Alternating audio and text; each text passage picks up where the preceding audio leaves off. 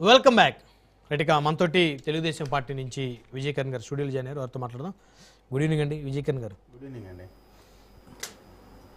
అంతా ఓకేనా? కూటమిలో లోకలోకలు ఏం లేకుండా సమన్వయపరుచుకుంటూ ఇప్పుడు అందరూ చాలా ఆతృతగా ఎదురు చూశారు. స్థానిక సంస్థల్లో గ్రౌండ్లో కొట్టుకుంటారు జనసేనలు, తెలుగుదేశం వాళ్ళు తలాల పగల కొట్టేసుకుంటారు. వీళ్ళకి వాళ్ళు లేరు ఓట్లు, వాళ్ళకి వీళ్ళు లేరు, ఇంకా అయిపోయింది. అందుకని స్థానిక సంస్థలు పెట్టడానికి కూడా భయపడిపోతా ఉన్నారు కూటమి పెద్దలు, ప్రభుత్వ పెద్దలు అని రకరకాలుగా మాట్లాడుకున్నారు. ఇప్పుడు జనసేన ఈరోజు ఒక స్టెప్ వేయటం, నాకు తెలిసి ఇంకొక 4 రోజుల తర్వాత టీడీపీ ఏదో ఒక నగరంలోకి వెళ్ళి అక్కడ జెండా ఎగరేయాలని వాళ్ళు చెప్పేటువంటి అవకాశం ఉంటుంది. సో ఇట్లా సమన్వయం చేసుకుంటూ ముందుగానే ఎవరికి ఎక్కడ ఎన్ని అనే దాని మీద ప్రీ ప్లానెడ్గా వెళ్తున్నట్టు అనుకోవచ్చా? ముందుగా మీకు ప్యానల్ సభ్యులు ప్రేక్షకులందరూ కూడా నమస్కారం అండి. ఇప్పుడు మొదటగా ప్రతిపక్షానికి సంబంధించిన ఏదైనా పార్టీ ఆంధ్రప్రదేశ్లో ఉంటే ఎన్నికల గురించి పెద్దగా ఆలోచించాల్సిన పని ఉంటుంది. ఇక్కడ ఉన్నటువంటి పరిస్థితిలో కేవలం ఉండేది అధికార పక్షమైన ప్రతిపక్షమైన కూటమే. ఎందుకంటే రాజకీయ ముఖ చిత్రంలో ఈ రోజున ప్రజా సమస్యలపైన కానీ దేశంలో జరుగుతున్న వివిధ అంశాలపైన కానీ ఎక్కడా కూడా నోరు విప్పని ఒకే ఒక్క రాజకీయ పార్టీ భారతదేశంలో. మీరు చిన్న పార్టీ పెద్ద పార్టీ అని కాదు, అన్ని రాజకీయ పార్టీలు ఉంటే ఇప్పుడు చిన్న ఎగ్జాంపుల్ ఢిల్లీలో ఒక యాజిటేషన్ జరుగుతూ ఉంది. ఉంటే దానికి అనుకూలంగా లేదా వ్యతిరేకంగా ఏదో ఒక స్టాండ్ మీద ఉండేటువంటి రాజకీయ పార్టీలు భారతదేశంలో చిన్నది పెద్దది సినిమా యాక్టర్లు లేదా ఎవరన్నా కానీ ఏ స్టాండు లేకుండా మౌన మునిలాగా ఉండేటువంటి రాజకీయ పార్టీ కేవలం వైఎస్ఆర్ కాంగ్రెస్ పార్టీ. వాళ్ళ కోసం భయపడే పరిస్థితి కూటమికి ఉండదు. ఇందాక సోదరుడు సురేష్ కూడా స్థాయి గురించి మాట్లాడారు. జనసేన స్థాయి మమ్మల్ని విమర్శించే స్థాయా, ఛాలెంజ్ చేసే స్థాయి అని. కరెక్టే, మీ స్థాయి ఎంత స్థాయి? అసెంబ్లీకి రావాలంటే గడగడ ఉనికిపోయే స్థాయి మీది. 21 స్థానాల్లో పోటీ చేస్తే 21 స్థానాల్లో గెలిచే స్థాయి జనసేనది. 2 ఎంపీ గెలిస్తే 2 ఎంపీలో పోటీ చేస్తే 2 గెలిచే స్థాయి జనసేనది. 100% పోటీ చేసిన ప్రతి ప్రదేశంలో కూడా గెలిచిన స్థాయి జనసేన పార్టీది. అయితే గెలిచిన స్థానాల్లో గెలిచిన ఎమ్మెల్యేలు కూడా కనీసం అసెంబ్లీకి వెళ్లకుండా గడగడ వణుకుతా ప్రజాస్వామ్యానికి వ్యతిరేకంగా పనిచేస్తున్నటువంటి స్థాయి వైఎస్ఆర్ కాంగ్రెస్ పార్టీ. కాబట్టి స్థాయిల గురించి మాట్లాడాలంటే చాలా వరకు మాట్లాడాల్సిన పరిస్థితి వస్తుంది.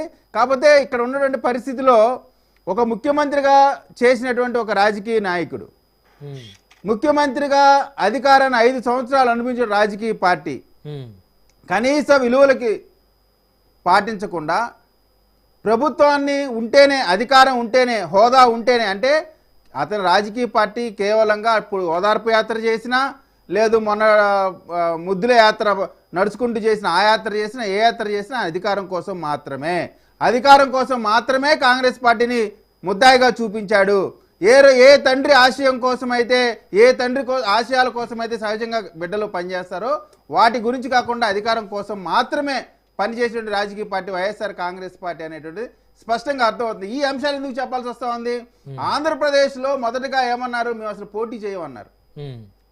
ఎందుకు పోటీ చేయమంటే రకరకాల కుంటి సాకులు చెప్పారు. తర్వాత ఏమన్నారు, మీకు దమ్ముంటే ఎన్నికలు పెట్టండి, మేము పోటీ చేస్తాం, మీకు ఎన్నికలు పెట్టే దమ్ము లేదు, ధైర్యం లేదన్నారు.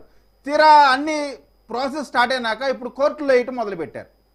కోర్టులో మీరు అలా చేశారు, ఇలా చేశారు, దాని మీద స్టేలు ఇవ్వండి అని దాన్ని ఏదో ఒక విధంగా ప్రొలాంగ్ చేసేటువంటి ఆలోచనలో వైఎస్ఆర్ కాంగ్రెస్ పార్టీ ఉంది.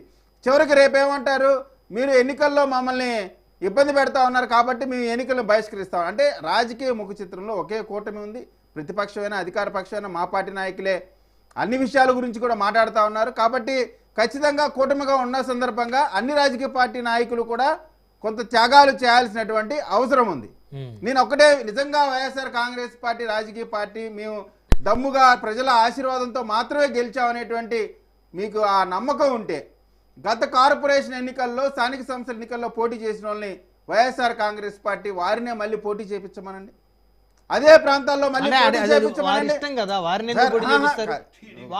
సార్ ఒకటి కదా. కాబట్టి కూటమిలో ఎవరికి ఇవ్వాలి, ఎవరి దగ్గర ఎవరు పోటీ చేయాలని మీకు అనవసరమైన విషయాల గురించి మీరు పెద్ద అనలైజేషన్ చేసి అక్కడ అంత పర్సెంట్ ఇంత పర్సెంట్ ఏదైతే అప్పుడు 0.5% 2% అని ఈ పర్సంటేజ్ పార్టీ ఉంది కదా వైఎస్ఆర్ కాంగ్రెస్ పార్టీ.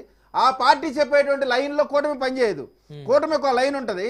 వైఎస్ఆర్ కాంగ్రెస్ పార్టీ ఏ విధంగా అయితే రాజకీయ పార్టీగా ఉందో అదే విధంగా అనేక రాజకీయ పార్టీలు ఉన్నాయి. వాటిలో ప్రధానంగా 3 పార్టీలు అధికారులు ఉన్నాయి. ఒకటి Telugu Desam party, Janasena party, BJP party.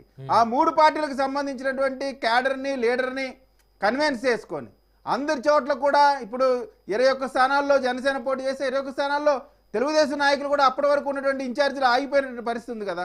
అదేవిధంగా జనసేన పోటీ చేయాల్సిన దగ్గర అంటే ఇరుపక్షాలు కూడా త్యాగాలు చేసి ఆంధ్ర రాష్ట్ర అభివృద్ధి కోసం లేదా అప్పుడున్నటువంటి ప్రజాకంటక ప్రభుత్వం వ్యతిరేకంగా కూటమి కట్టి ప్రజల ఆశీర్వాదంతో ముఖ్యమంత్రి అయినటువంటి చంద్రబాబు నాయుడు గారి విజన్ పైన ఉన్నటువంటి నమ్మకంతో పవన్ కళ్యాణ్ గారే కూటమి కలిసి ఉండటం ద్వారా మాత్రమే ఆంధ్రప్రదేశ్ అభివృద్ధి చెందింది. ఆంధ్రప్రదేశ్లోనే కాదు ఏ రాష్ట్రంలో సరే అభివృద్ధి చెందాలన్నా ఎవరన్నా పెట్టుబడి వచ్చి పెట్టాలన్నా స్టేబుల్ గవర్నమెంట్ అనేటువంటిది అవసరం. అది ఎరిగినటువంటి పవన్ కళ్యాణ్ గారు, చంద్రబాబు నాయుడు గారు, లోకేష్ గారు, బీజేపీ వీళ్ళందరూ కూడా ఆంధ్ర రాష్ట్రం చాలా స్టేబుల్గా పాలిటిక్స్ జరుగుతూ ఉన్నాయి. విజయవాడలో పోటీ చేయాల్సిన పరిస్థితి వచ్చింది, లేదు జనసేనకే ఇవ్వాల్సి వచ్చింది అనేటువంటి పరిస్థితిలో పవన్ కళ్యాణ్ గారు, చంద్రబాబు నాయుడు గారు, బీజేపీ మూడు కలిసి కూర్చొని ఎవరు పోటీ చేయాలా, ఎవరిని మేయర్గా డిసైడ్ చేయాలా, ఏ పార్టీకి ఇవ్వాలనేటువంటిది ఇది పార్టీల యొక్క కూటమిలో అంతర్గత వ్యవహారం. మా దానికి ఊళ్ళో పెళ్లికి కుక్కలు హడావుడి అంటారు. ఈ జరిగేటువంటి మీకు ఎట్లా పోటీ చేసేటువంటి పరిస్థితి కూడా లేదు. మీకెందుకు లేనిపోయిన ఏమంటారు కుజిలి అంటారు. అది మీకు అనవసరం, మీరు ఆ పనులు చేయమాకండి. మేము మా కూటమిగా వీళ్ళు వైఎస్ఆర్ కాంగ్రెస్ పార్టీ వాళ్ళు కాసేపు పవన్ కళ్యాణ్ మేము లెక్క చేయమంటారు, కాసేపు పవన్ కళ్యాణ్కి బలమే లేదంటారు, కాసేపు పవన్ కళ్యాణ్ వల్ల మాత్రమే కూటమి వచ్చిందంటారు. అంటే వీళ్ళకి కూడా సరైనటువంటి అవగాహన లేదు. ఖచ్చితంగా 3 పార్టీల కలయికతోనే మంచి రిజల్ట్ వచ్చింది. 3 పార్టీలకి వారి వారి యొక్క బలాలు బలహీనతలు అన్నిటికీ ఉంటాయి. కాబట్టి ఒక్క రోజులో ఏదో ఈ పార్టీ ఆ పార్టీ అనేటువంటిది కాదు.